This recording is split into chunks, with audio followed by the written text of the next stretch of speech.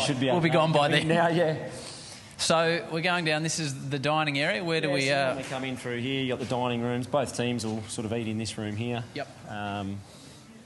You got the telly on, and then... So just before we go in there, what am I going to expect in here?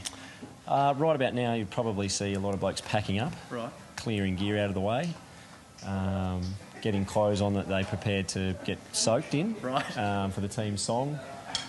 Pretty laid back, actually, for the next sort of hour or so. There's blokes are still doing media and all that sort of stuff. So first hour after Testament, pretty quiet. There might be a few guys having a quiet drink.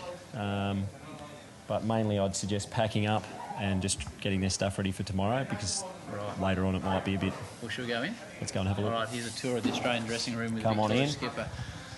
Wow. Yeah, very quiet.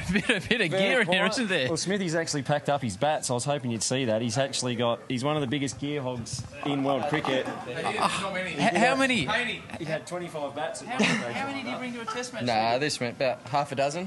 Half a dozen. How many pairs of gloves down there, Paine? There's about 12, 15. Hope didn't get to use many this series, so... There's always New Zealand coming up.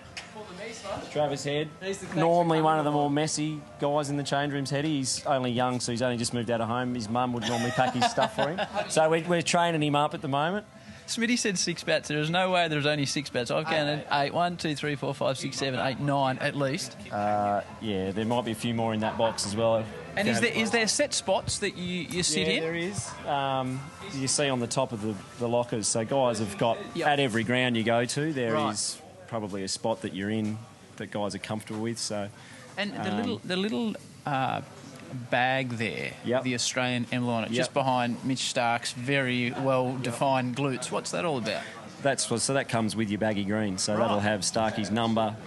And obviously his initials and his surname on it, so you get your baggy green always comes in that bag. So end of a test match, you pop it back in. Nice little touch, actually. The boys quite enjoy it, and it's just a safe place to keep your hat. We're tremendously privileged to be in here. As I said, I feel a little bit anxious. Where do you sit? Take me down to where the skipper sits. Right, there's a bit happening at my spot at the moment. Right. Gee whiz! Have a look at the mess down here. Me from here. Right. See the lovely Kookaburra bats in there, Howie? Yes. From there down, both the top ones, all these bags, a lot of fingerish type of protection stuff, coffee from this morning. Well, let's sit down. Let's sit down. And can we just discuss the fingers? How are they? I noticed you grimacing a few times. What type of shape are the fingers in, Skip? They're a bit sore at the moment. They often are after a test match, but particularly a day-night pink one. I find it's a difficult ball to pick up, not to see. You can see it quite clearly, but I find it much harder than the red ball to judge the distance. So I just find it hits my hands or hits my fingers a little bit earlier or a little bit later than I'm expecting. It's hard to judge depth or distance with, I find. And do you guys have a review? As is Joshy Hazlewood, a man that likes a beer? He's just tucked away and over there. Just going. There's a man that looks like he's settling in for a reasonably long campaign with Mick Nessa over there. There's probably 2 of them there that won't move. They look pretty comfortable. Do you have a review per se? Yeah, most days as well. You'll have at least sort of 5 minutes at the end of the day. But with Test cricket, you get so many breaks and so many lunch breaks. You're always kind of reassessing and starting again. And normally just have a quick chat at the end of a day's play. Today will be slightly different. As I said, there'll be a lot of guys will be doing media and all over the place or packing up, and then half an hour or so it'll quieten down, and we'll have a bit of a chat then, talk about the things we did well. But again, won't go for too long because we meet a lot and we speak a lot as the week goes on, so it's just a quick touch-up, things we might want to improve on, some stuff maybe tonight about New Zealand or what we're looking forward in the next series.